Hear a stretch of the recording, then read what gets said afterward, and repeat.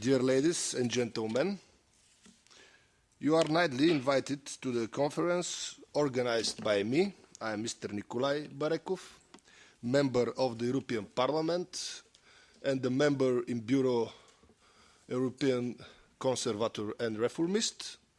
I am member in delegation for relationship between European Parliament and Islam Republic Iran. The agenda of this conference consists 4 points. The role of the Quds in the intensification of the terrorism in the Middle East. The first point, Iran and the Middle East, the time which has changed everything in a few years. What is the position of our guest, a witness of the events? In what state of mind are Iranians today? The second point, should we believe in sectarianism spirit? 3 points. Can we tolerate a viral propaganda of sects in Europe? And the last point, but this is the important point, fight against the terrorism.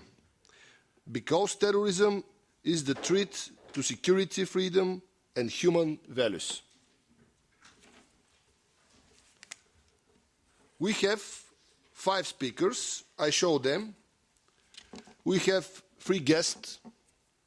Mr. Davut Arshot, Mr. Issa Azadeh, and Mr. Ali Hussein Nejat. They are our guests from Europe. They live in Europe. We have 2 guests and speakers from Bulgaria, 2 people, 2 men who live in Bulgaria and understanding these problems very deep. Mr. Nikola Mitev and Mr. Harry Hamdan. I have little introduce in Bulgarian language, please. And after my introduce, every speakers have 10 minutes for our main ideas and thesis. This is 1 hour. And second hour, we have free, open, I hope very freedom discussions, questions and answers. In these main issues, they consist in our speeches. I hope that my guests today outspoken speakers of this problem. Don't remember, I was former journalist. I speak Bulgarian. Уважаеми гости. Dear guests, dear colleagues, thank you for being with me here this morning. I would like to open this conference. Within this session of today, we are going to analyze the reports of one of the most knowledgeable experts in the area of the Middle East, terrorism and cultural interrelations. Representing the bordering east for the European country like Bulgaria, with a great ethnic and cultural variety, I am happy to host this event. For the people, the members of the European Union, it is very important to survey in depth the problem with growing threat of terrorist action. In today's time, the freedom and sovereignty and the rights of European citizens are under threat from internal and external factors for which values and traditions are valid. Although different from the European values, they are the marker for identity for peoples. And I am positive that the variety and the is an asset rather than shortcoming. And this is why it is important to look in the sources of conflict and set the emphasis on communication between the people from the European Union and the people where there are sources of violence. And we can discuss the terrorist action, the causes and the reasons. We have developed the Stockholm program, the anti-terrorist strategy of the European Union at the European level, etc. The communities have taken measures to prevent terrorist activity with biometric data in the private documents, banking control for doubtful transactions to potential cells, and strengthening the work of Europol. All we are going to speak about the sociological to overcome the sects in Europe and as measures of fighting terrorism. This was my expose, and I will give you a personal opinion. The first speakers. Behind terrorism stay not religious issues, not political issues, only economical and social issues. This is my deep opinion for this problem. Давам думата на първия ни. I give the floor to our first speaker, Mr. Davut Arshot.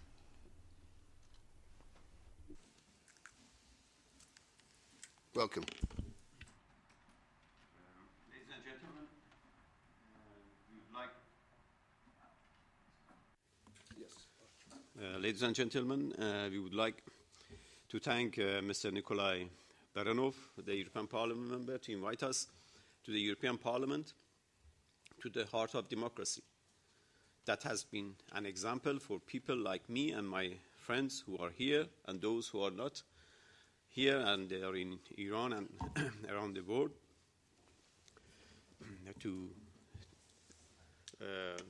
dedicate our 4 decades of our life to achieve democracy for our country. Democracy and freedom was and has been the only reason justified joining people like us or groups that claim to be seeking democracy. Since achievement of this precious goal can only be valued if achieved collectively.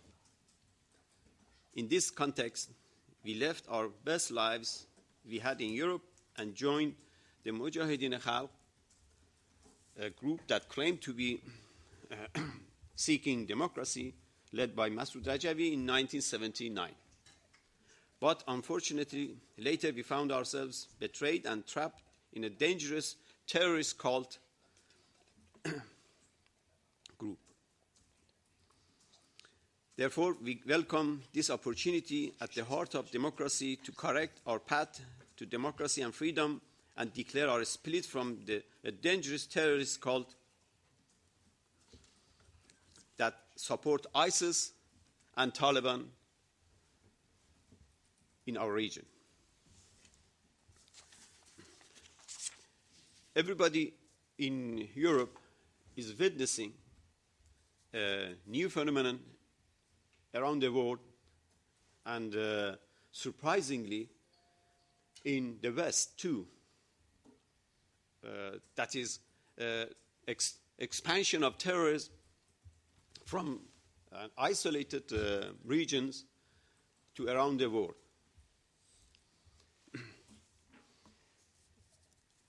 As far as we have witnessed, the terrorist organizations have lived for long, but recently, in the last decade, they have changed face, and they are trying to deceive the Western democracy in order to infiltrate into these societies, and then to show when they have their grip in this society, they show their face. this has been the policy of the organization that we joined 40 years ago. This was our official strategic policy to hide our anti-democratic natures, our anti-Western culture nature, to achieve power, and then having achieved power, to show the real face and fight with Western democracy.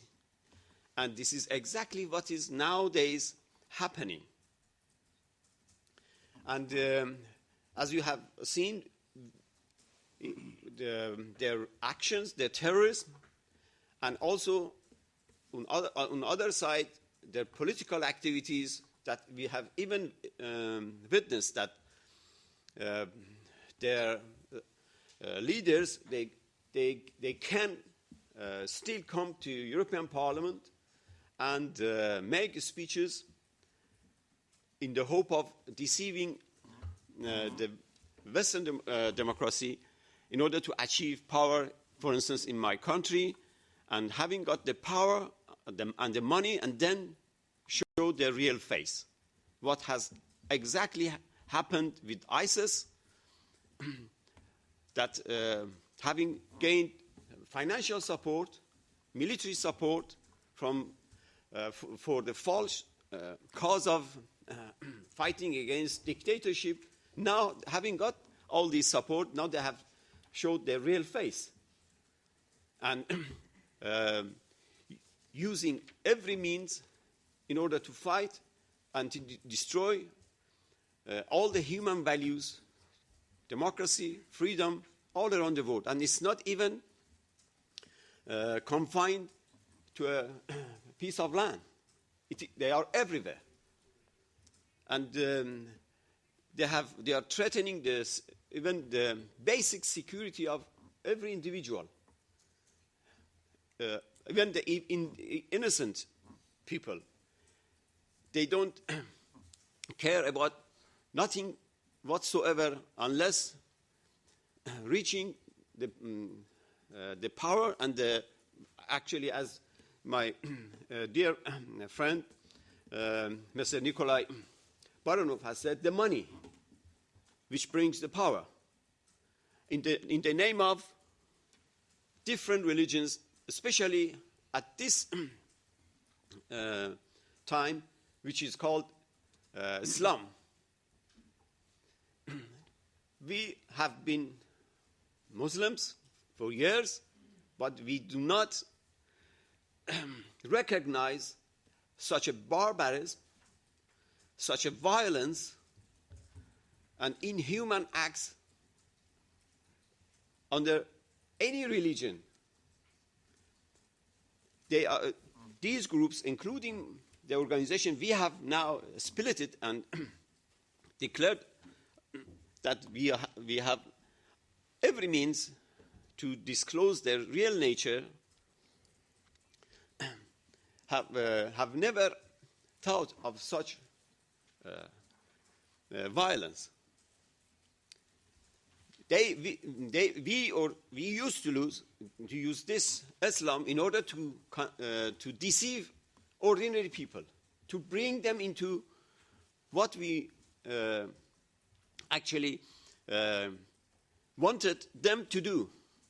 We use Islam to convince, to justify all our violent, barbaric, and terrorist activities, to give them the justification to kill, to behead in the name of Allah, because otherwise no human being can act such acts of violence into such an extent, because to do so you must first leave your humanitarian values to act into such an extent of violence.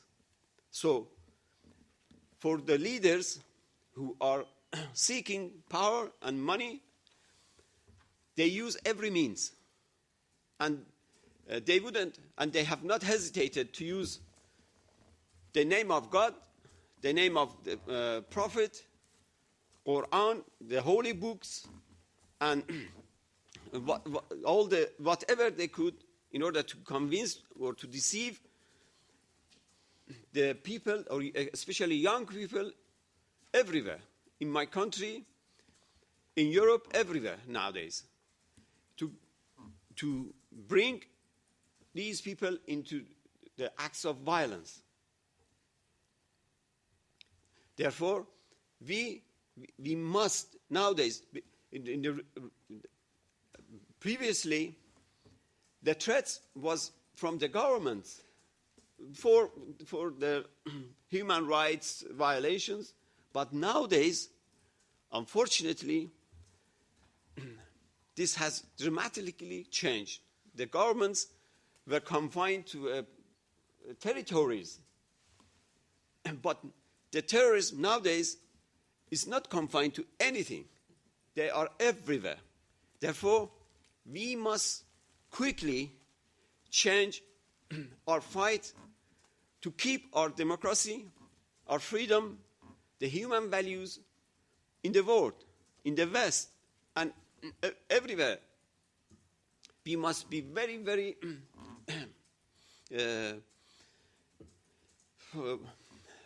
quick acting. We should recognize the terrorism that has changed face. In our case, recently, for an example, recently Masoud Rajavi, the leader of the Mujahideen Khalq, in an open statement to his members, have declared killing of all dissident members in Europe, in the United States. It is shocking, it is astonishing that how in Europe a cult leader can call for the killing of dissident members. That means the members must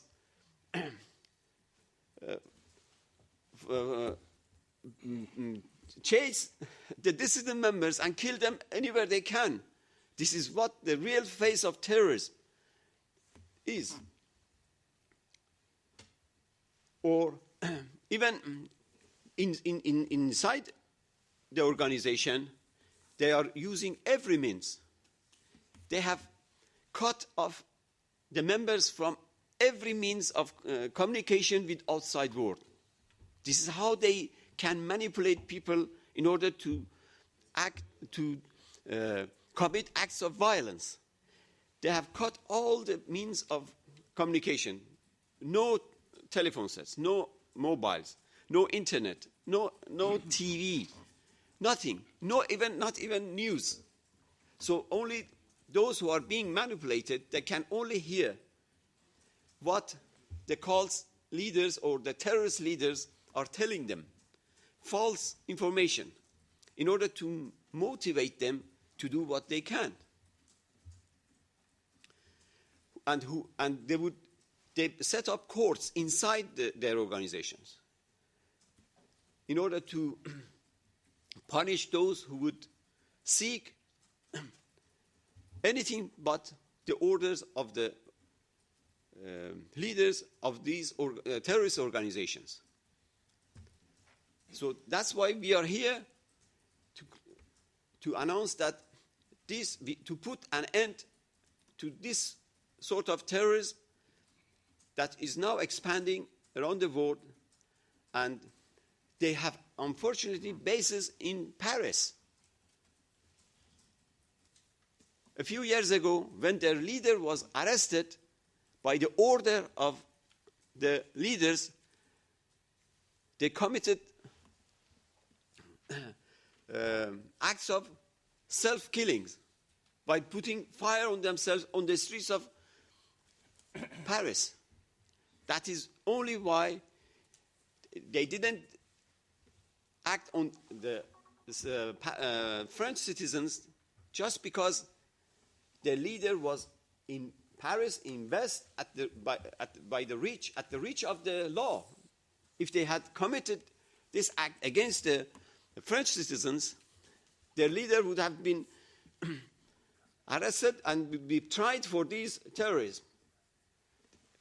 they would do, when the man who kills himself on the street would do that against everybody else when they have the means, when the leader is not at the reach of law. And the Western democracy must pinpoint these terrorist cells and fight and stop them from spreading. Those who misuse the freedom and democracy in the West in order to act against it. So we ask the European democracy, the European Parliament officials, to recognize, to open the eyes to these violent and terrorist threats that is threatening the human values, democracy and freedom all around the world.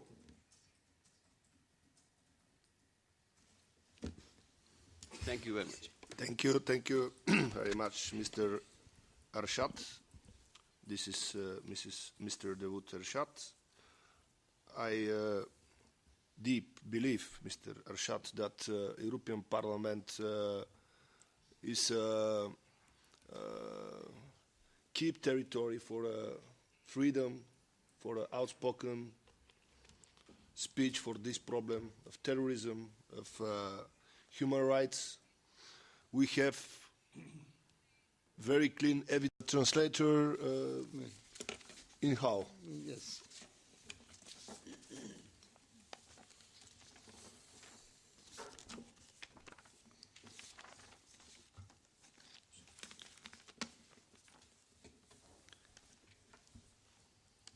Who is the wonderful translator of Mariana Hill. Welcome. Thanks very much. Thank you. I'm ready. با سلام و تشکر از حضار محترم و نمایندگان پارلمان اروپا، مخصوصا آقای نیکولای بارکوف که ما رو به این کنفرانس دعوت کرد و این فرصت رو به ما جدا شدگان از سازمان مجاهدین خلق ایران، این چند نفری که ما به عنوان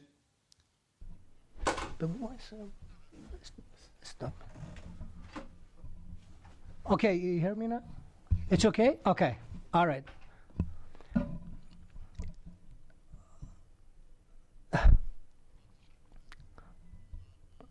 Thank you very much for everyone here, especially Mr. Barekov.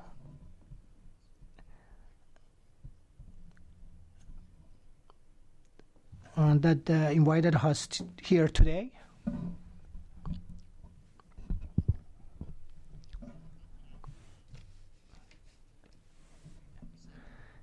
And give us a time that we could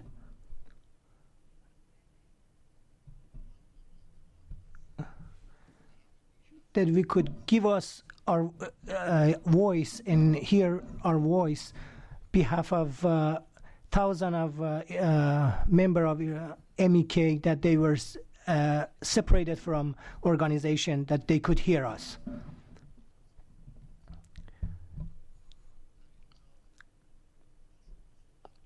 That after 40 years I could be here and talk to you. Being myself.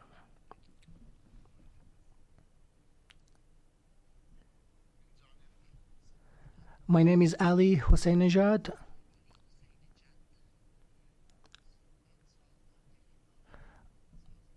I was a member of MEK for over 35 years. And I am like the other, my colleague here.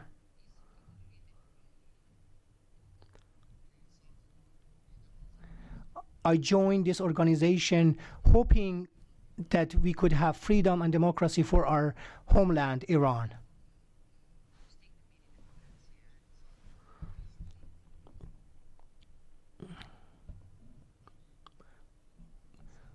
But 2.5 years ago, when they were transferring me Dance last month in Paris with very tragic, very enormous terroristic act. Thank you. The second, Our second speaker. my friend from Bulgaria, Mr. Hari Hamdan. Welcome. Господин Бареков. Mr. Barekov, ladies and gentlemen, ladies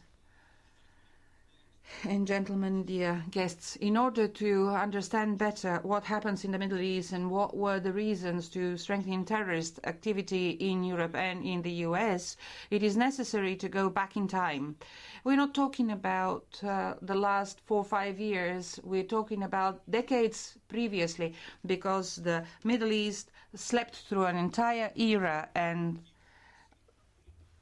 stayed behind in its development in cultural and political sense. In the political sense, this region was deprived of political life and pluralism. Parties were banned and civil organizations. Totalitarian regimes pronounced also capital punishment and corruption growth, and the countries lost their vantage point to work for prosperity. In economic sense, the region was hostage of several people who would like to have greater wealth. In cultural plan, we have indicators that are very worrying.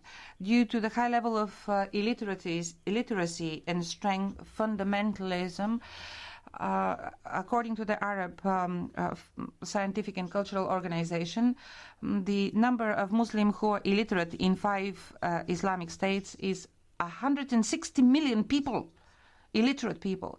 The Islamic world, the level of illiteracy is 40% among men and 60% among women. And this is why the brainwash process is very strong. And young people who are less educated, they can be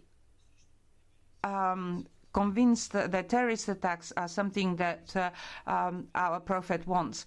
In the economic terms, we cannot catch up with Western development. The Eastern societies, who are the cradle of many sciences, are left on the side. The West managed to restrict the powers of the church, and the East relies on the imam and religious leaders who became a factory for fatwas and for solving private and public problems. Hundreds of millions of Arabs were not aware of law and justice, and they didn't know that they can vote their prime minister and their government. And this behavior shows how dangerous the vacuum is of this latitude.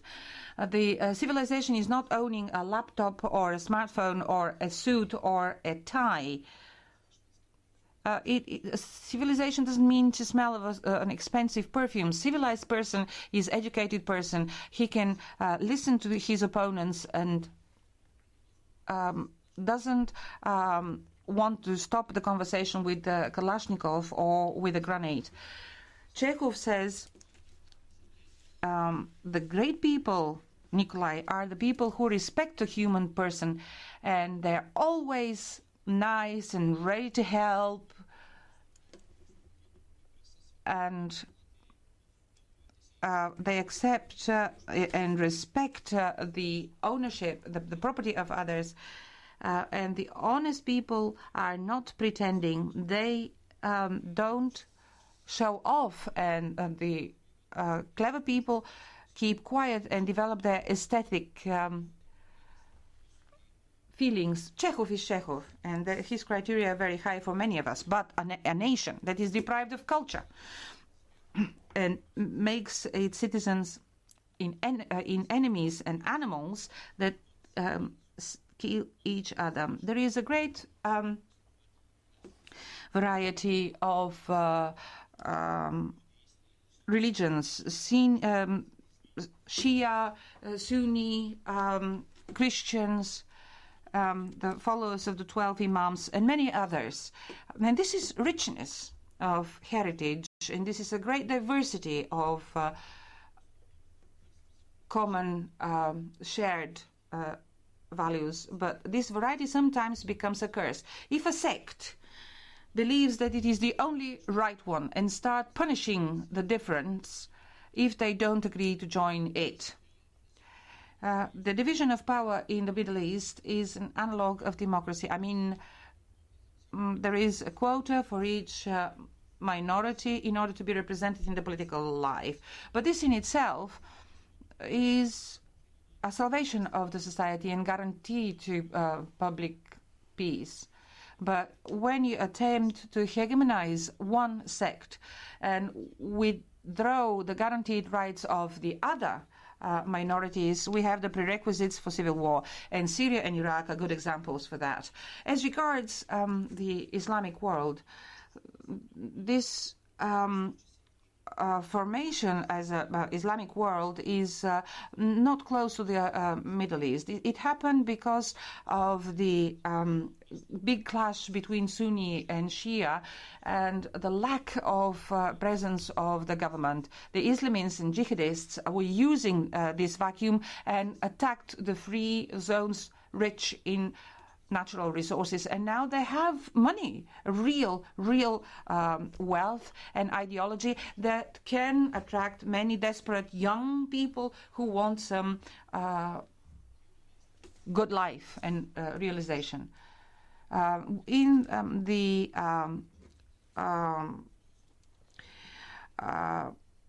ocean, there are fishes that eat other fish, but there are also nice dolphins, not only sharks. And the trend is all over us. We can see in the closed societies, there are generations that have been deprived of the European way of life, and it is very difficult to integrate these communities. It is always easy for a young person who is disillusioned to start shooting. We saw that in Paris, in Denmark, and in Burgas in Bulgaria. We witnessed also the fact in North Carolina that Arab young people attacked people in the U.S. in North Carolina. So we have clear-cut laws.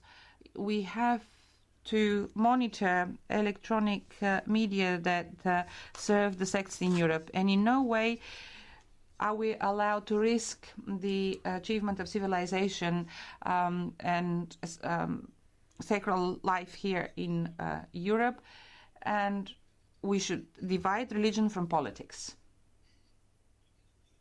Before we're talking about terrorism, we need to define clearly this notion at an European and international level. Terrorism is contagious evil, and the reasons for it coming are various, but the integration failing is the main reason for the advance of terrorism.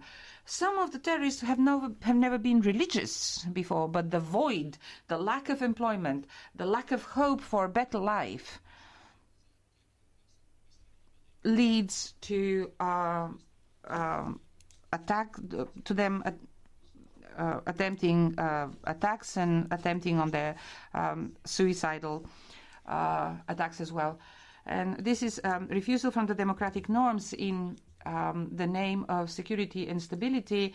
This is needed, and this will change the relations in the street, in the working place, the airports, schools, resting homes here on earth and in heaven. And this is going to have an economic aspect, because it is expensive to have security measures and financial means. And here it is important to underscore the Juncker plan. This plan is important, and it has to mobilize 300 billion euro for the coming years in Europe. This plan is necessary in order to survive and the economy that will have visible results in fighting unemployment, recession, and terrorism. Europe has the full right to protect their interest and the interest of their citizens, to protect human values and democratic norms. Thank you for your attention. Mr. Hamdan, I told before little time that Mr. Hamdan have a very good, very famous poetry in Bulgaria. Thank you. Сега давам думата на третия. Now I give the floor to our third speaker on the topics, Mr. Issa Azadeh. Welcome. خانم ها آقایان، نمایندگان محترم پارلمان اروپا، روز بخیر. با تشکر از دعوتی که من و دوستانم را به این جلسه پارلمانی دعوت کردید. Just a second for a translator. Okay, we have two translators. Okay? Okay. Съжалявам, не са ни...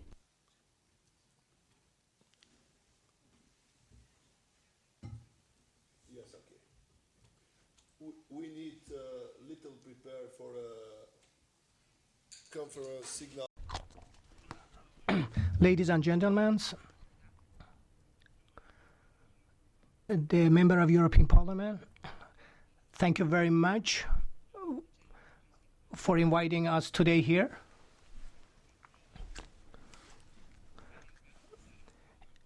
And give us this time. My name is Issa Azadeh.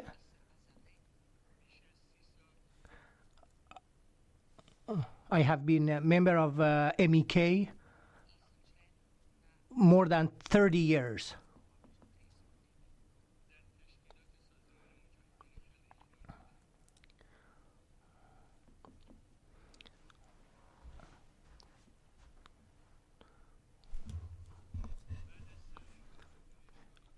After Iranian Revolution in 1979,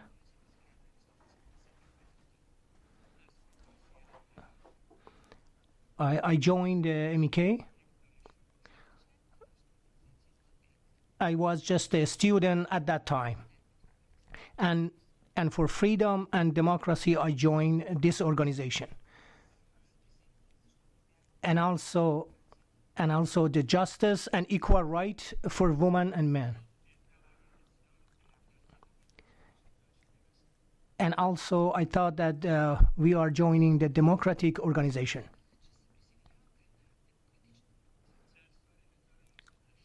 In 1980, I was arrested by Iranian security service.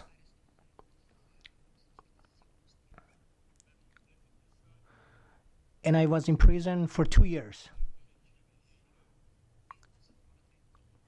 In the south side of Iran.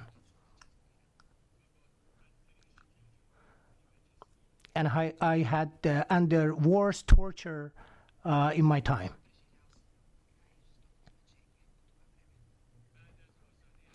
After I got free from prison, with the I could not leave the country, and I had been sentenced to death, and I could not work in any government job.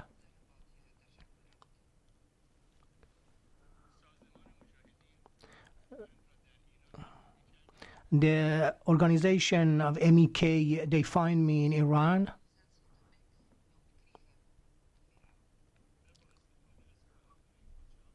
and they used and they smuggled me from Iran.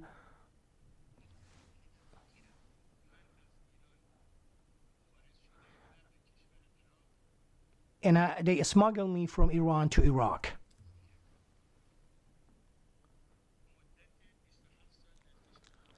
I was in Iraq for 27 years. All this time, in 27 years, in the worst country because of war and bombardment, we could have been killed anytime.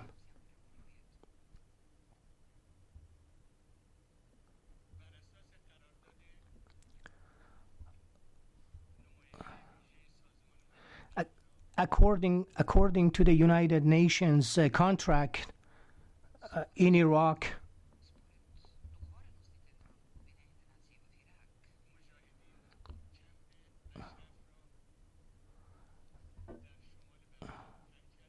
Mujahideen left their main base in Ashraf camp to another camp near Baghdad called Liberty.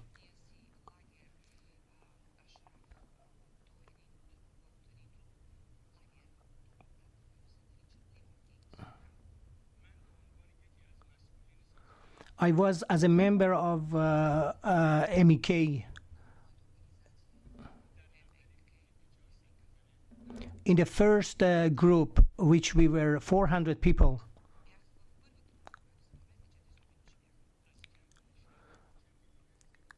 We have been transferred from Camp Ashraf to Liberty.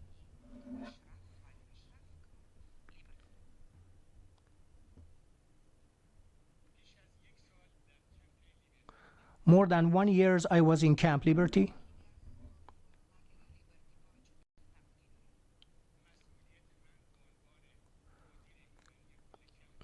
I was the head of security and security of the camp.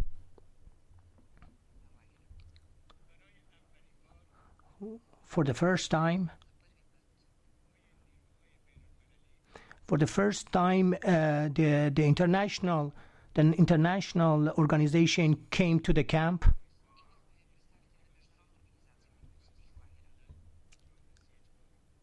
United Nations.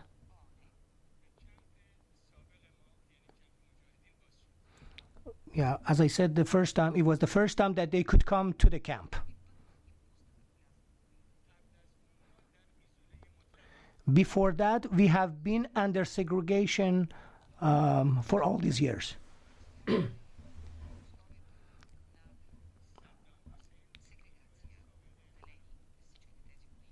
During when Saddam Hussein was in power, it means before 2003.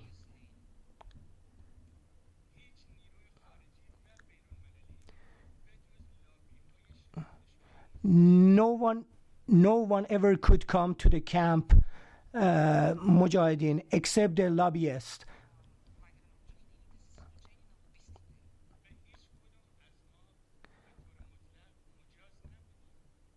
And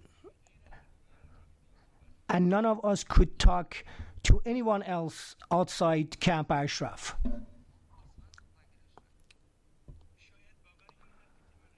Maybe it's hard to believe what I want to tell you. It will be hard to understand because you live here in 21st century.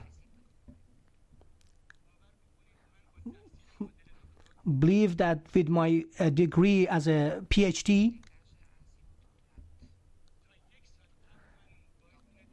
I haven't seen mobile cell phone till a year ago.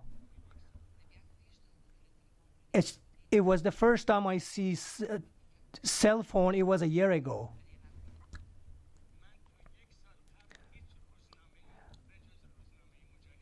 I never have seen any newspaper since 27 years that I was there.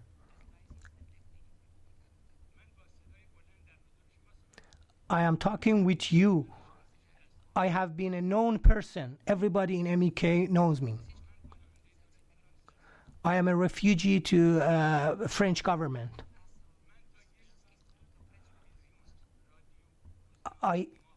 Since a year ago, I haven't seen no TV, no internet, nothing.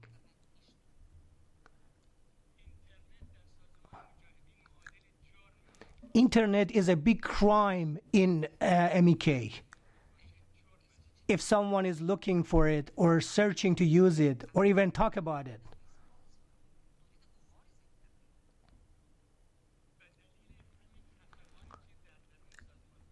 Because this oppression and depression in organization, because of dictatorship of the leader Rajavi, that he had it in place in organization, it was a very bad atmosphere, and the people were not agree with that.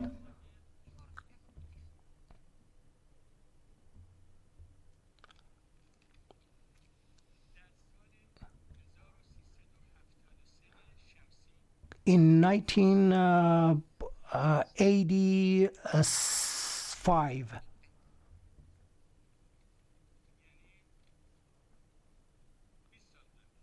it's about 20 years ago.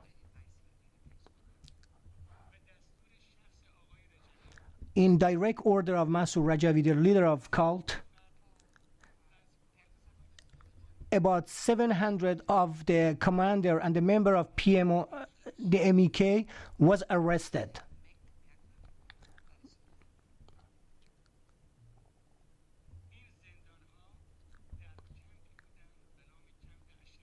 And the prison were inside the Camp Ashraf. The solitary confinement without any kind of having any kind of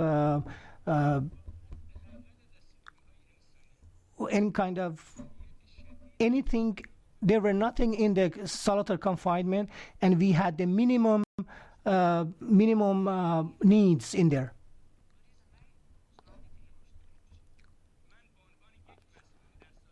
As a ex-commander in MEK, I had objected to this situation, and I told him we were university student, and we came from Europe, Canada, Australia, and US, and Iran for freedom and democracy, and overthrow the Iranian government. And that was the main reason we joined this organization. Iranian government would have executed us and put us in prison.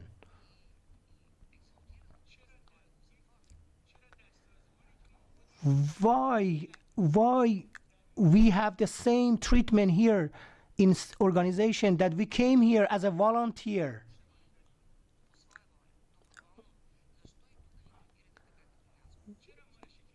Why you torture us here too? Why do you do the same thing to us? Is that our sin that we left our university and our life in Europe and we came here to join you?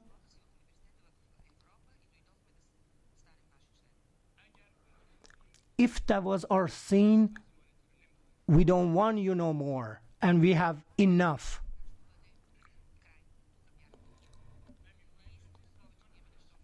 And we want to get out of this situation and get out of this organization. What do you think they done to me? At night, with the security system, the security forces at night arrested me took me to the prison for torture. There were few of security agents that they had a mask on their face. They gave me a paper and told me to sign this paper that indicate that I am the member of Iranian security service. And I infiltrated to Mujahideen.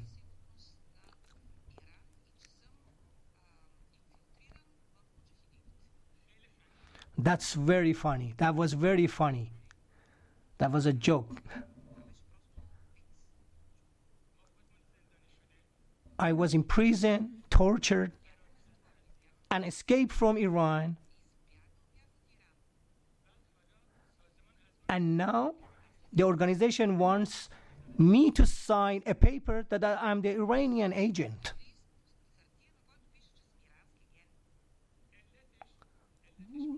What was the reason?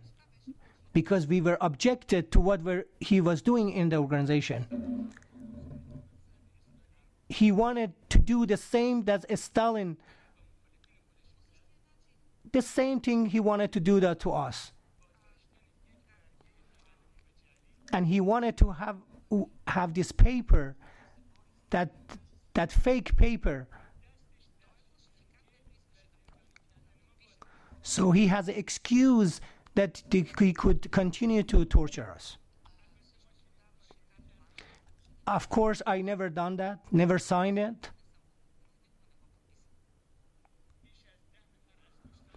More than 10 of my friends that they were like me, and they were all educated in university.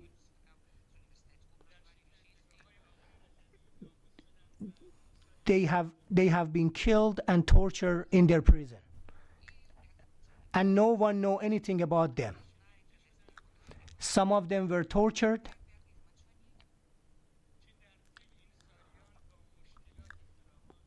And after all these years, they could get out of that cult, and they reach to Europe, and they live here now.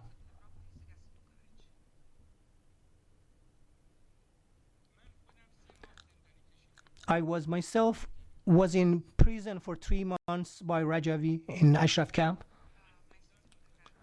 After I got released from prison,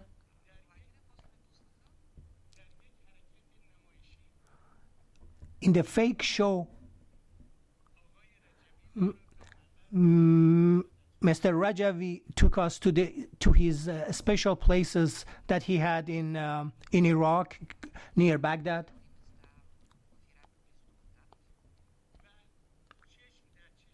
And face to face, he told us what happened inside organization is it should not get outside this organization. No one should know about what happened here, even inside organization. Of course, we were in Iraq and we had no contact whatsoever with outside world. Believe us, I never thought.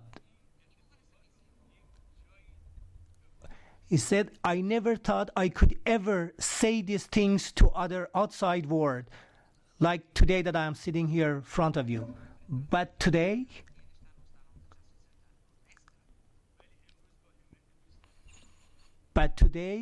with help of Mr. Barekov and you all,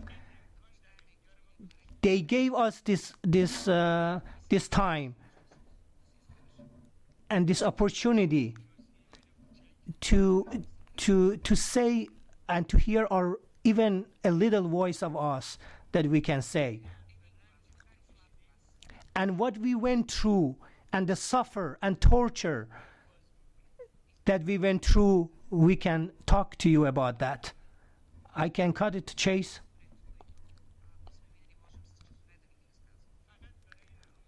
I only want to say, for example,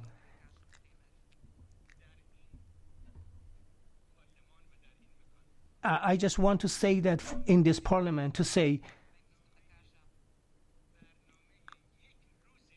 to want to tell you a schedule only for one day that we had in Camp Ashraf.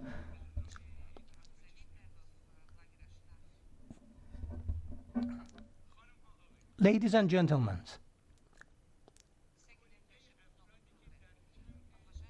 all of us in Camp Ashraf, even all the MEK members, even in Europe, that they live in Europe, even in Europe, they live like soldiers, and they wake up. They wake up at the same time. They wake up, and at the same time, they all go to sleep. No one could stay awake after this time. It starts at 5 o'clock in the morning.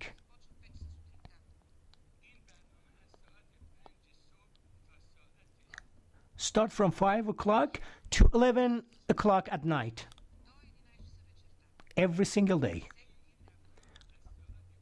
Every single one has to report and schedule every single hour of every single person.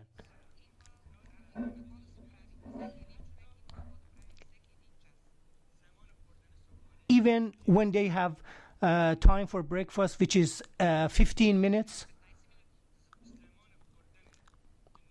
For lunch, 1 hour. For dinner, it's 1 hour. 1 hour a day we have do the sport and exercise. The rest of it is like slavery. We have just working, and most important part is the session that we have for brainwashed. An ideology session, and the organization is and the organization right now transfer to the cult, and they put the leader cult as a god. Interpretation. After the Cold War, the world started facing violence out of geopolitical or religious regions. The war, the Cold War, changed into wars against the dictator. The West has defined as the strongest enemy, the terrorism. There are many definitions of terrorism. Most of them are derived from the etymology, from the Latin language, terror meaning fear. Because of the dynamic processes and the different motivation of the participants and the variety of religious backgrounds, the West has difficulty to have generally valid definition. This is the authors of the terror and the victims of the terror. It depends, the definition depends on the vision of civilization. Western notion for civilized society is goes through the Christian values. The West goes through many catharses in changes of society. In the ancient times, when the Christian religion started, many people who were not necessarily believers set the foundations for this civilization. The East has different system. The first thing is that in the East, people did not depend on the ideologists, but depend on the books. In the West, there is a special interpretation of the clergy. In the East, the prophet has no intermediary to the believers. And this is also valid for every place where Islam is existing. Christianity has transcontinental development, and Islam has territorial restriction. Although both religions have very long geopolitical history, this happens in the countries to the day. One of the big differentiators in civilization is the interpretation of the Middle East geographically. Of the G8 says that Middle East is Afghanistan and Pakistan, and the people in the Middle East believe that Afghanistan and Pakistan are not parts of the Middle East. In order to analyze terror over the past 20 years, it is necessary to see beyond the traditional points of view, doubting, like Descartes, everything. On the one hand, terror achieves its goal by planting hatred and fights the patronizing attitude of the West to the East, and sets under question the future of the relations between the states. In the context of the EU members, there is overconfidence of freedom and human rights, which sometimes go contrary to the Eastern feelings of inferiority that sometimes goes to extreme dimensions. Unlike the pragmatic society of the West, where the church is fighting science, in the East you cannot have an equality between the notions of the believer and the religion, and this is used for political and economic purpose.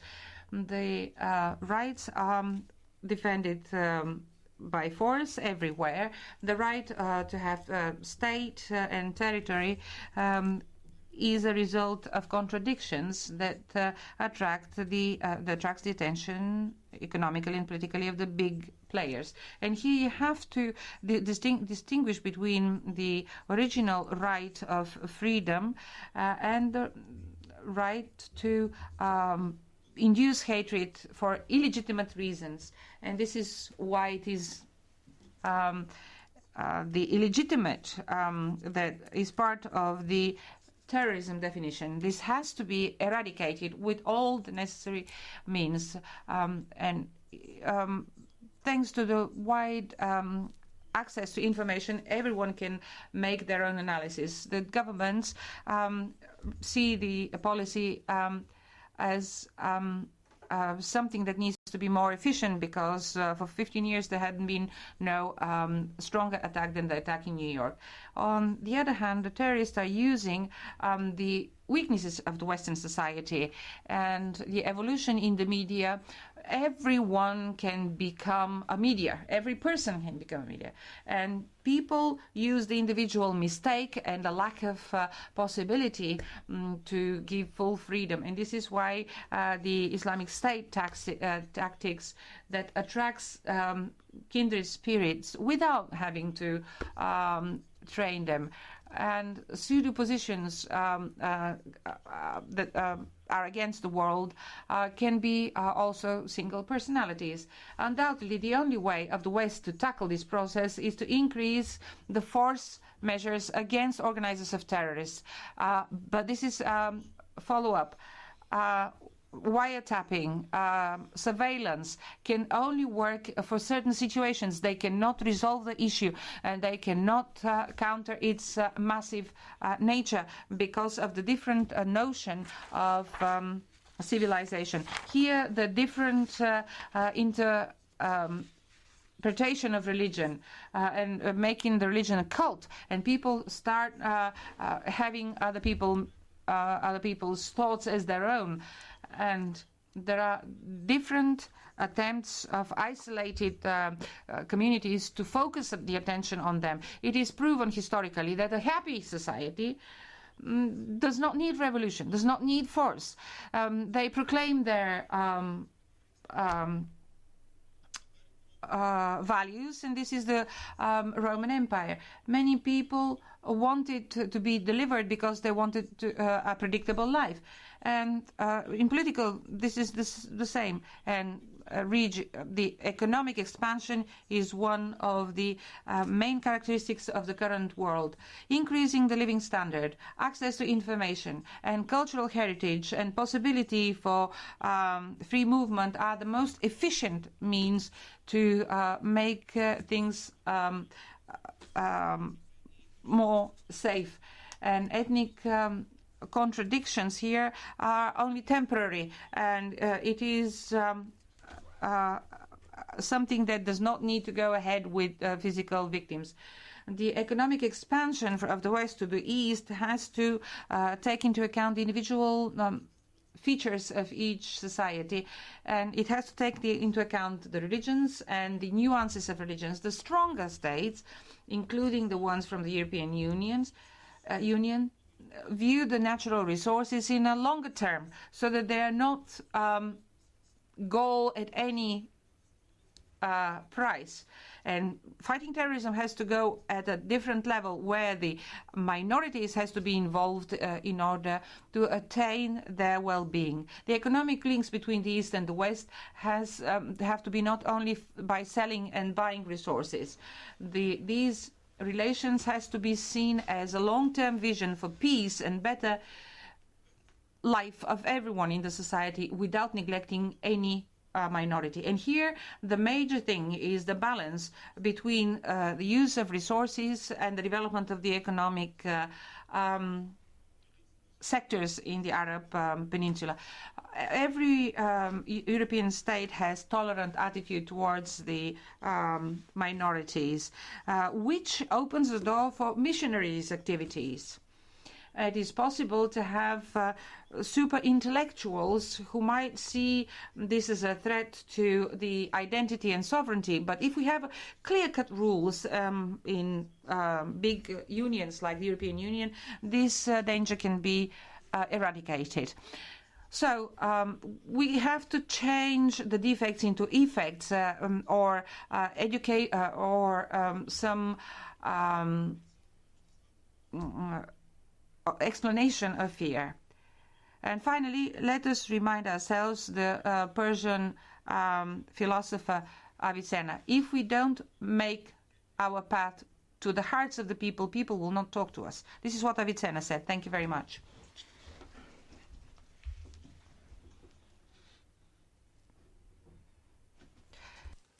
Now is a speaker, Mr.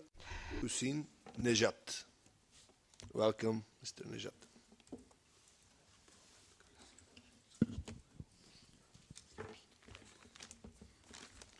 با سلام و تشکر از حضار محترم نمایندگان پارلمان اروپا، مخصوصاً Excuse me, 1 second. We continue in a... From Ashraf to Liberty in Iraq,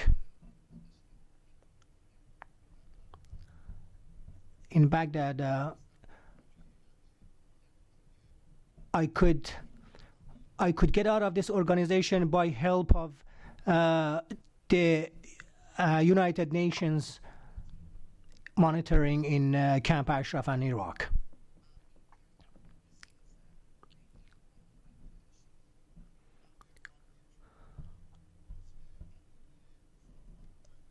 I, as like ex-member of MEK,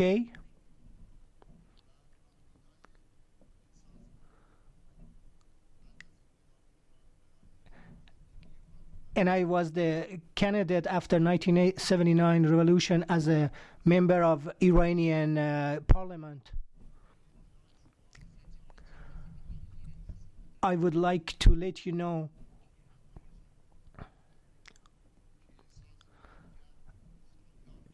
that this organization, this it not has been an organization, a political organization for freedom and democracy in Iran.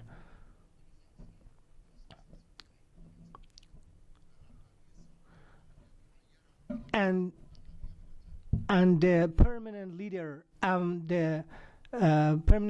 organization,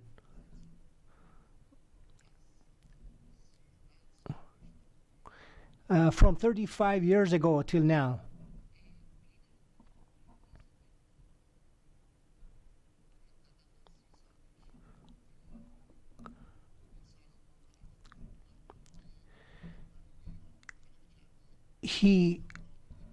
He transferred the organization to the cult with manipulation and brainwashed.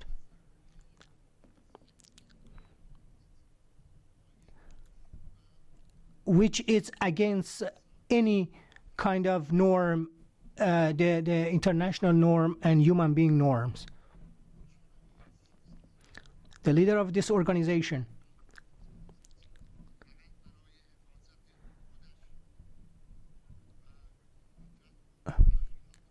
for his own security and organization,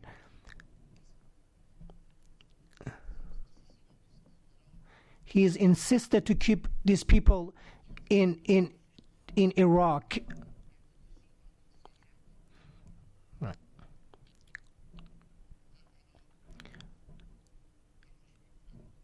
He's trying to keep these people in Iraq.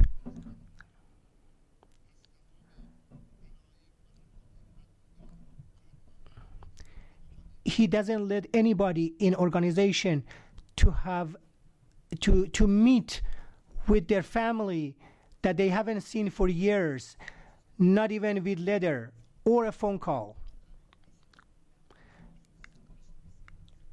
In the communication century, that everybody could contact their own family.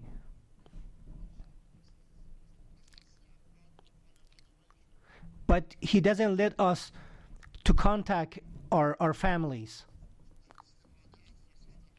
And we cannot use internet or newspaper or cell phone or TV channel. And even listening to radio or reading a book.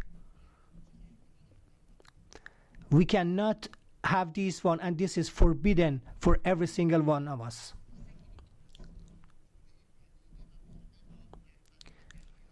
This cult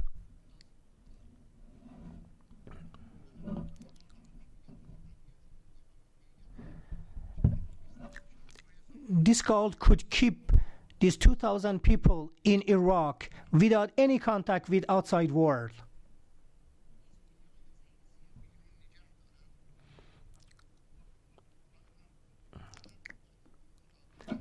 And this distance is not only it's not in a deserted area, it's in the Iraq that everybody every day talk about it. It's in Iraq.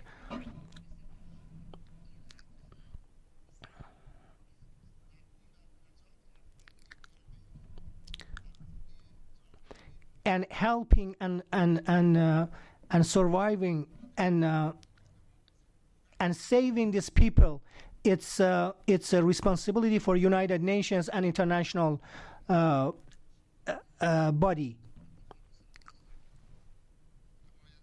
From Ashraf to liberty in Iraq, in Baghdad, I could get out of this organization by help of the United Nations monitoring in Camp Ashraf and Iraq.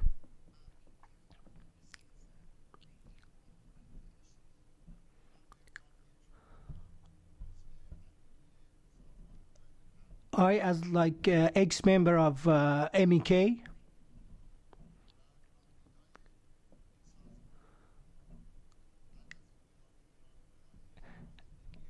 and I was the candidate after 1979 revolution as a member of Iranian parliament.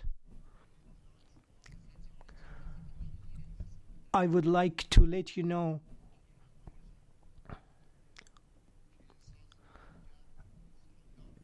that this organization,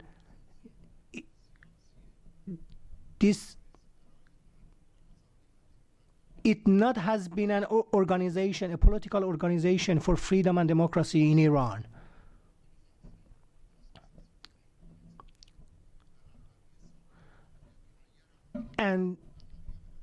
And the permanent leader, of organization,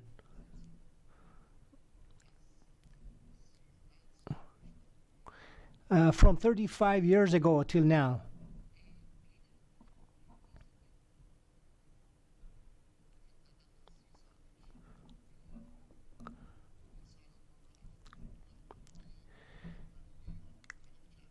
he transferred the organization to the cult with manipulation and brainwashed.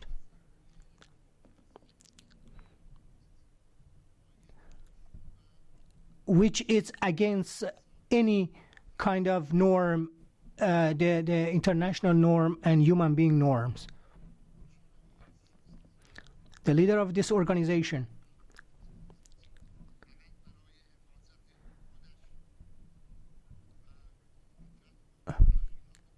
for his own security and organization,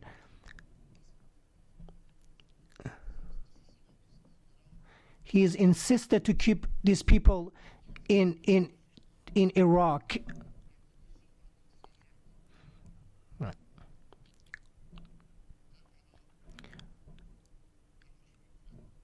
He's trying to keep these people in Iraq.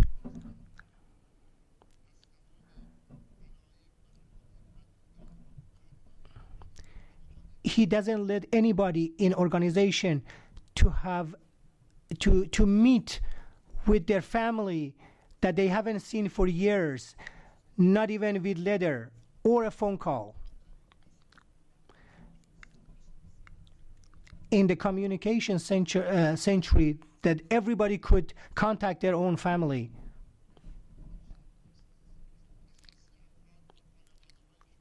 But he doesn't let us to contact our families. And we cannot use internet or newspaper or cell phone or TV channel. And even listening to radio or reading a book. We cannot have this one, and this is forbidden for every single one of us.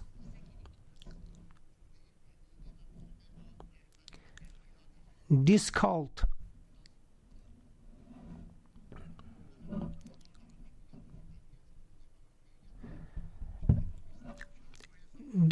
could keep these 2,000 people in Iraq without any contact with outside world.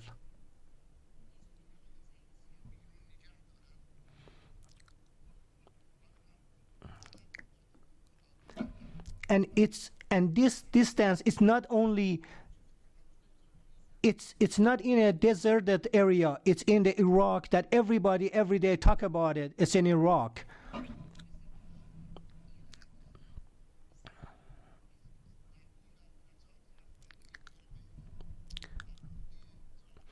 And helping and surviving and saving these people, it's a responsibility for United Nations and international body.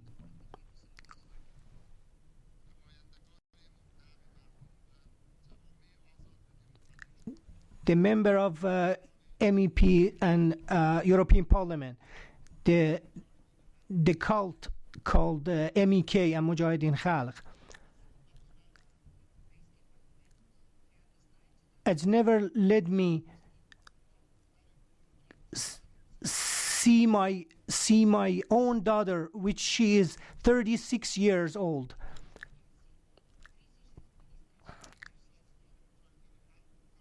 Okay, 20 years ago, when she had only 17 years old, they transfer her from Paris to Ashraf camp.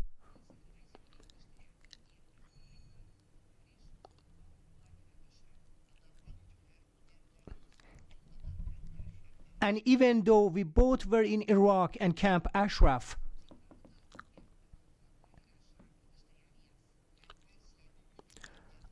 we could only once a year in Iranian New Year, we could only 1 to 2 hours meet each other and talk.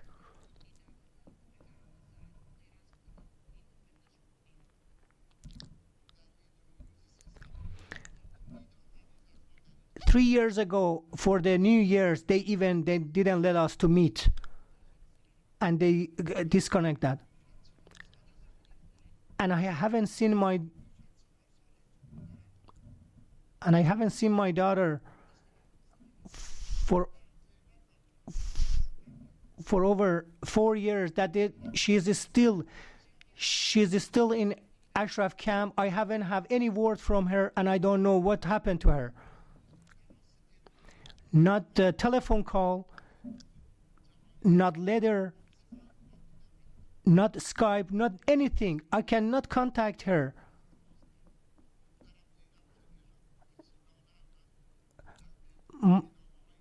I sent a lot of letter to the United Nations leadership and headquarters in Iraq.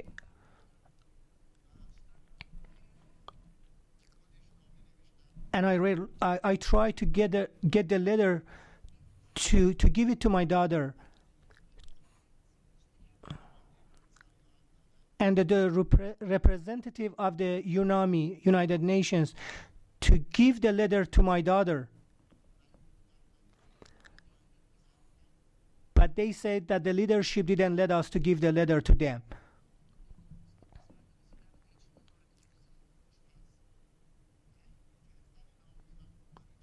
And they didn't take the letter.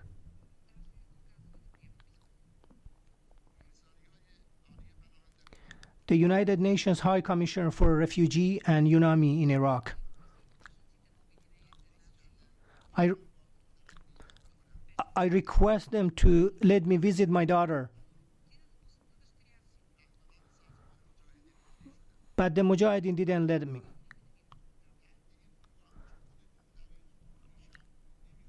And they said that my daughter doesn't want to meet me.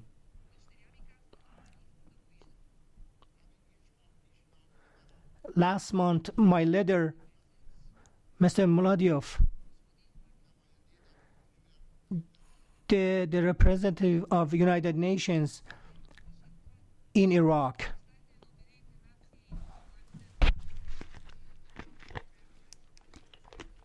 took my letter to Liberty Camp, and they asked for my daughter. But they said that they not take the letter. And this is the leadership that led them, that ordered them that you cannot have any contact whatsoever with your family.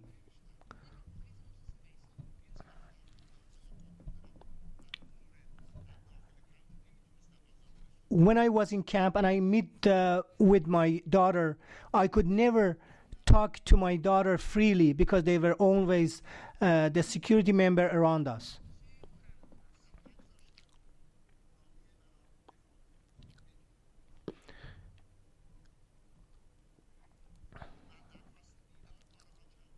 I requested so many times that I want to meet my daughter, but the organization didn't accept it. And they said to the UNAMI that she doesn't want it. This is a cult. They were brainwashed and they listened to leadership, whatever they said.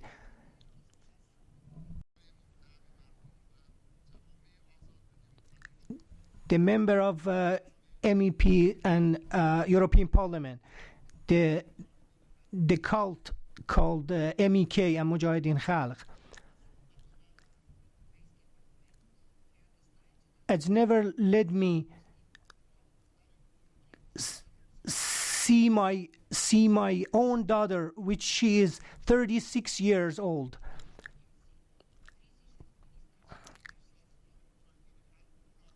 که 20 years ago, when she had only 17 years old, they transfer her from Paris to Ashraf camp.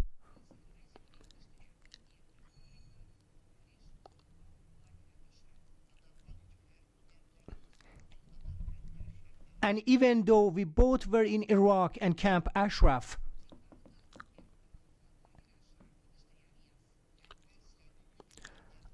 we could only once a year in Iranian New Year, we could only 1 to 2 hours meet each other and talk.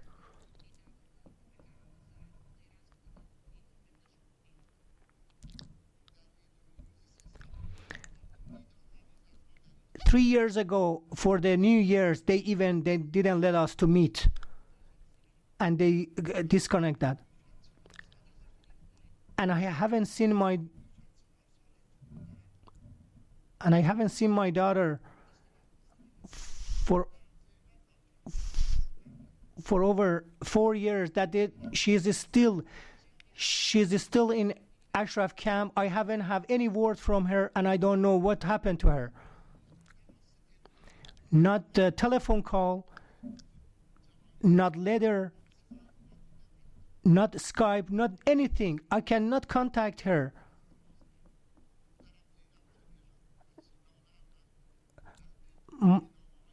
I sent a lot of letter to the United Nations leadership and headquarters in Iraq.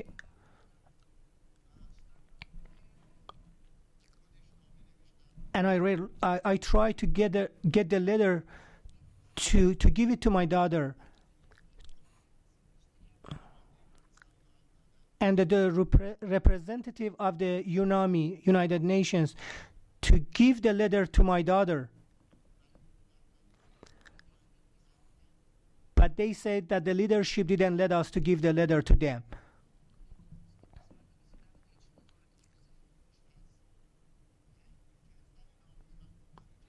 And they didn't take the letter.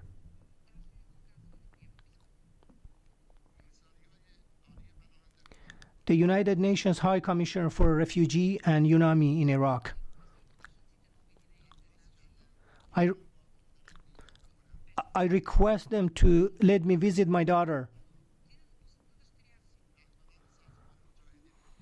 But the Mujahideen didn't let me.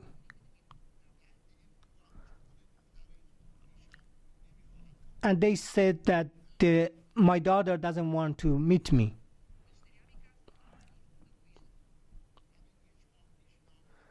Last month, my letter, Mr. Muladyov, the representative of United Nations in Iraq,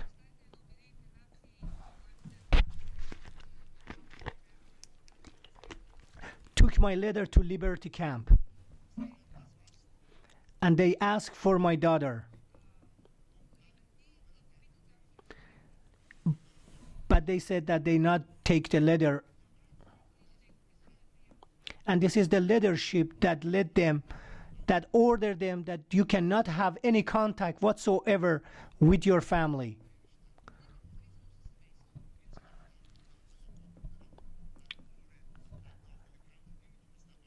When I was in camp and I meet with my daughter, I could never talk to my daughter freely because they were always the security member around us.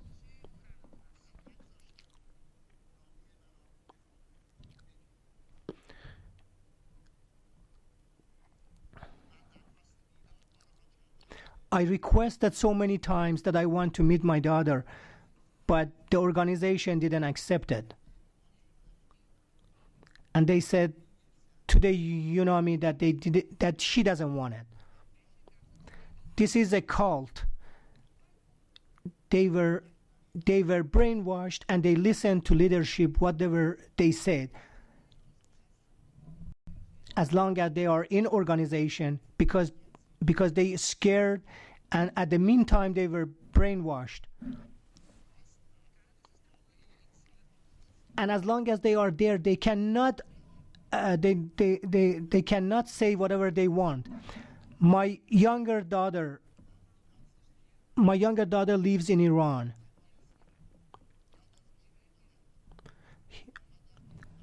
She could visit me after I got out of MEK. I could meet her for the first time after 30 years.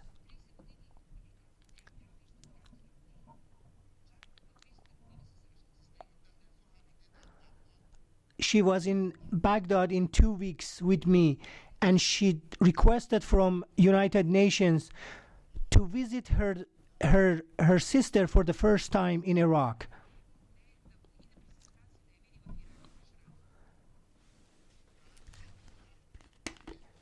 She even went to the Liberty camp.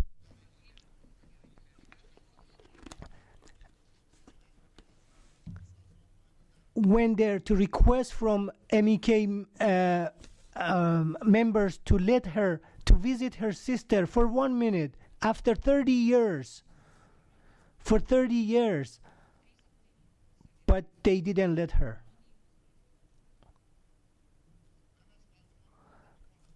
I am requested from European Parliament.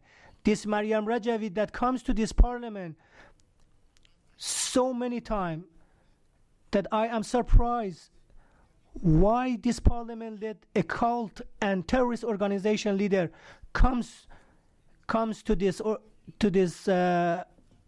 Parliament, and she is allies with the Daesh, and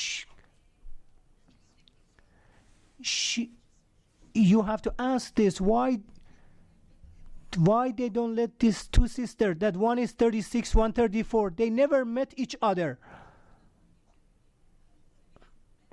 Why they don't let her to contact with her sister in Iran? Even when she went to the Liberty camp, they didn't let her to meet for 1 minute. In this,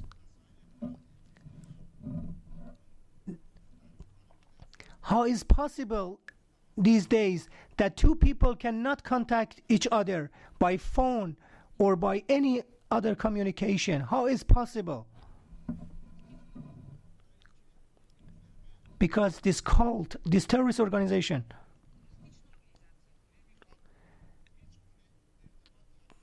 they don't want they have any contact with their family and outside world.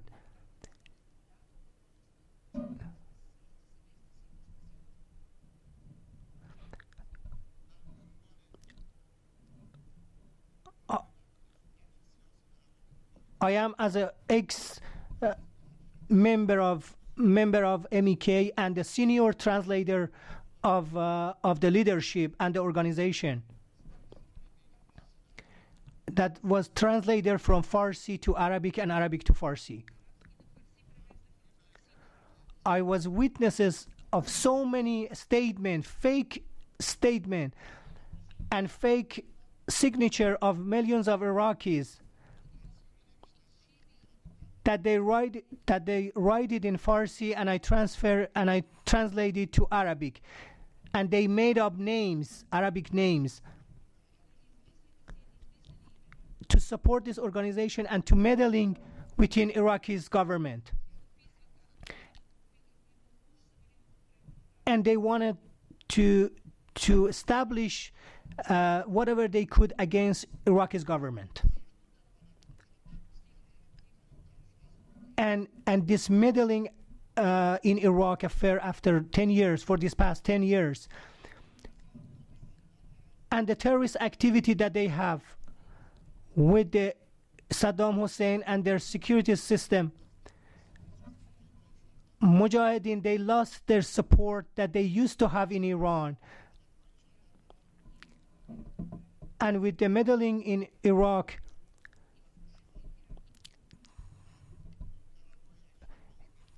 they made the other Iraqis to attack Ashraf, and they killed a lot of the MEK member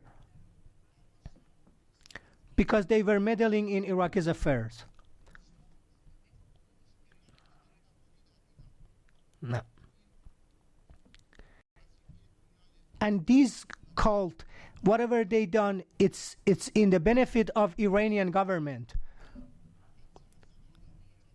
I just want to save my daughter and the rest of people that they are in Iraq, and especially my daughter that has the refugee status in Paris, in France. And we wanted to transfer these 2,000 people that they are held in Iraq to other country, to safe place. And we ask you to help to save these people.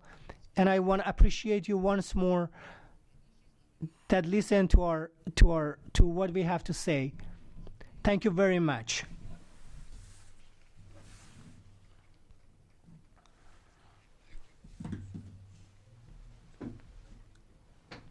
Engagement, I will keep in touch with my good friends Mr. Nikolay Barekov for this is personality casus in the Ashraf camp. Like Eurodeputat, I have engagement that investigates this case. This is very interesting case. I understand that your former organization, MQO, in this moment maybe have very big problem with human rights, with ideology, with identification. Maybe this organization have a very, very big, very deep difference between former member in this organization. We don't have any time. We have 10 minutes. Yes, I know. But we have this is how until 11:30. But the media, the journalists have a very big interesting maybe for this story. And we have a question from media maybe for you. Welcome. Thank you very much. Colin Stevens from EU Reporter.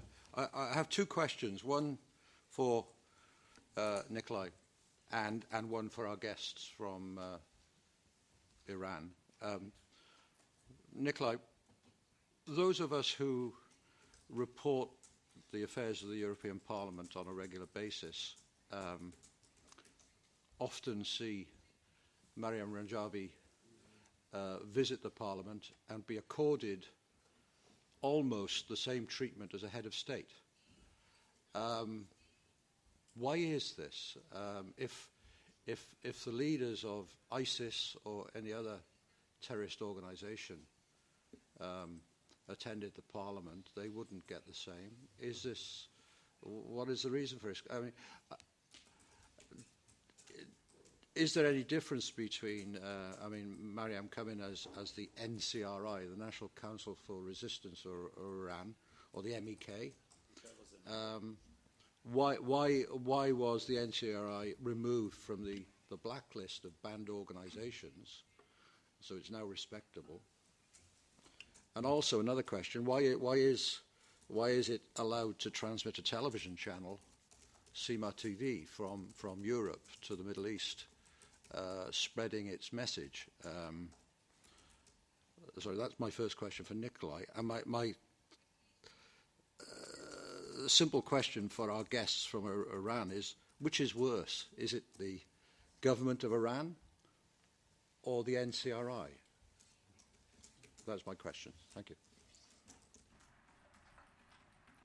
Okay, thank you, Colin. But because this is question, very strong political question for me, I prefer that my answer is my born language, Bulgaria.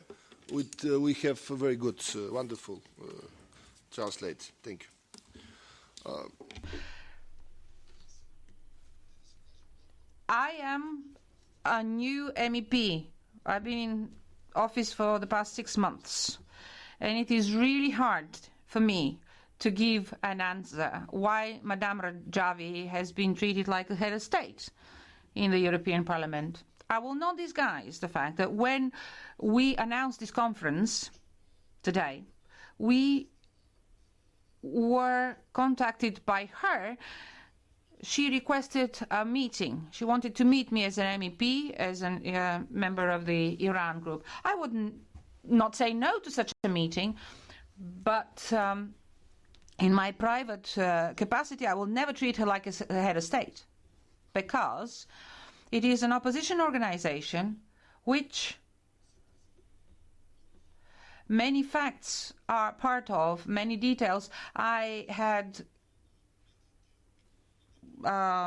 meetings with media, NGOs, analysts, including ambassadors of Iran to Sofia and to Brussels. And I gathered many concerning facts about terrorist acts carried out by this organization. What I hear today is yet another point of view. Okay, this might be an echo, far echo from what is happening in the Middle East, but I wanted to provide the European Parliament and you journalists with a full picture of the extremely interesting and dramatic events which we had coming to us in France, Belgium, and Germany and Denmark. As an MEP, I'm going to follow up this process very closely. I will not refuse communication to any of the parties. I'm open to dialogue. I'm ready to take and analyze all points of view. Being a former journalist, I want to have all the facts established on one issue. And let me finish with the fact that there is two sides to this question. The one side is the political. What kind of Iran do we have today? And what kind of Iran do we want to have in the future? How will we have the negotiations of the G6 about the nuclear program of Iran, and how to solve the knot of problems, religious, cultural, social, economic, political, and even problems of identity of this region in the world. We have 3 states which today function as territories or restricted territories of their governments. This is Syria, this is Iraq, naturally, and Afghanistan. These are countries where governments are only in charge of part of their territory.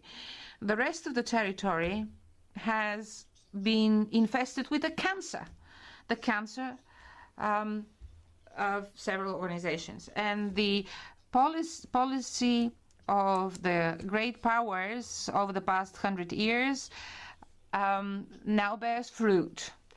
Bulgaria is almost bordering these states. So we are the bridge of Europe. We're on the way to terrorism, so to speak. The second problem is the problem of personal tragedies of these people. We heard 2 personal stories of divided families, of people who live in total disrespect to their human rights in the 21st century. And unfortunately, this is done by legitimate organizations. And it is very good that this, I know that Ashraf was under the jurisdiction of NATO, and there were security forces, including Bulgaria, had a contingent of military contingent providing security to this Ashraf camp. But we don't know what happens beyond the fence of this camp. We don't know what happens inside the camp.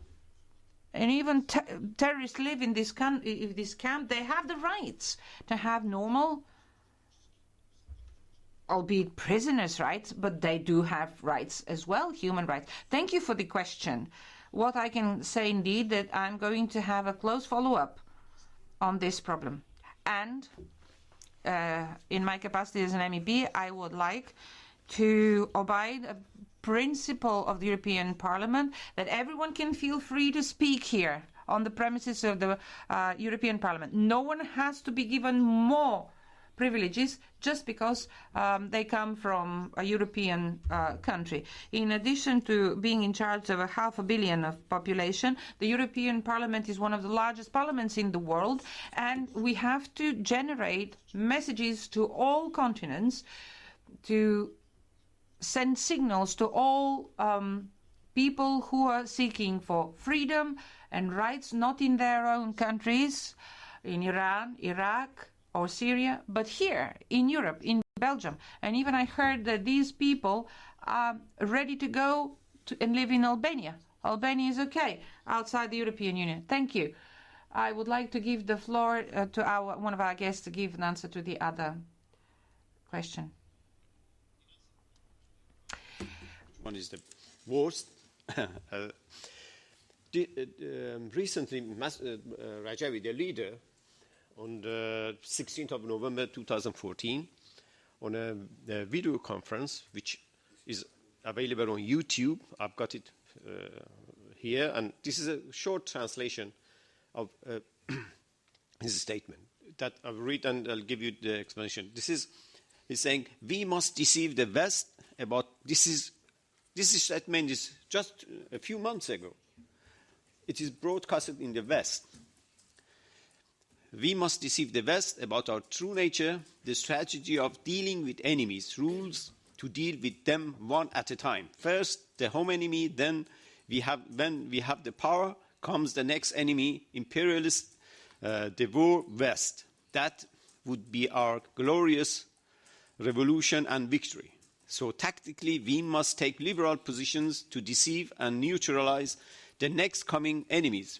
We must not only work hard to prevent our enemies from uniting against us, but we must even utilize them to defeat our home enemy. It was astonishing that in our recent message, you repeated the same exact words. This is my words to him, that UN and UNAMI, it is my will, that is the continuation, it is my will that all our opponents must be punished. The days of the oppressed against the oppressor will arrive. The United Nations and the UNAMI are all working for the ruling governments. The human rights issues are worthless words and are only good for composition. The human rights will be written with blood of the oppressed. The demarcation between us and the reactionaries, the colonialists, those working in line with them and helping them, is with blood. Our diplomatic work and endeavor are all for preparation for the fire of the war. This regime will not be toppled by US and UNAMI and their cooperators. US and UNAMI's hands are in the hands of the Iranian regime. As we are working with UNAMI and US and human rights organizations, we do not believe in what they are doing, and we know that we have to deal with our problems ourselves, that is through war and blood and revolution, as there is a sea of blood between us and the enemy. Let me repeat, if you are working with the United Nations and the United States, this is only because we want to prepare for the war. This is Rajavi's statement to his followers. But coming back to the question is that when there is problems with government, you know who you are dealing with. You can put pressure, for instance, diplomatic, economic, you can hold them responsible for what they are doing, what they are saying, for their actions. But with the terrorist groups, you can't hold them for the actions. They can act everywhere, as we are witnessing to these days, right? And especially, I have been in this organization for 40 years. I know Iranians, our government. I know the organization. This organization is so complex and sophisticated that they can utilize, and they are utilizing, as referring to your question, that why is Maryam Rajavi is being treated as a head of a state, is because of the capability of the terrorist group that is utilizing every means that in order to reach power, like ISIS, in order to show their face. And this is the statement. I can give you the video, and you can translate it with, an independent translation. So that is what we are facing these days. The main threat, threat of the democracy and freedom is not from the government nowadays. It is now from the terrorist organizations which are spreading all over the world. And my friend's facts showed how they utilize their members to do anything they want. They cut them off from outside world, and then they bombard them with whatever they want to tell them, with Islam, with everything they want to tell them against Western democracy. And then they are prepared for whatever they can do, as we witnessed in Paris, self-immolation. Not one, not two. The two women died due to that, and 10 to 12 were still they are suffering from their injuries. This can very simply happen against others. When you can do it to yourself, you can do it to others too. The only reason, this is my absolute knowledge, it's not that I do not, this is not an analysis. The reason that the order was to act this against the members themselves is because Maryam Rajavi is there and can be held responsible. Or if she wasn't there, it will be these terrorist acts would be against the European citizens because they are retaliating. And why? I mean, I have been educated in the United Kingdom. They have used me for years. All my friends, all those who we have joined, we have set example, the European democracy, in order to achieve that for our children, for our people. Thank you. One more question, but we have one more question. Yes, Philippe Lamer. I was really impressed what I hear this morning. I have a short question who needs a short answer because I think time is running. For former member of the Mujahideen, what are the relations with Iran? Is there an amnesty for the former member of the Mujahideen? Who, are they able to go back to Iran or not? Thank you. The Iranian regime has announced that they are prepared. They want to only put 35 names. I think they have raised 35 names that they must be held responsible for their actions. But the rest of the members have been given amnesty. This is very short and brief. Thank you for that. I will talk like a member in the delegation for relationship between the European Parliament and Iran.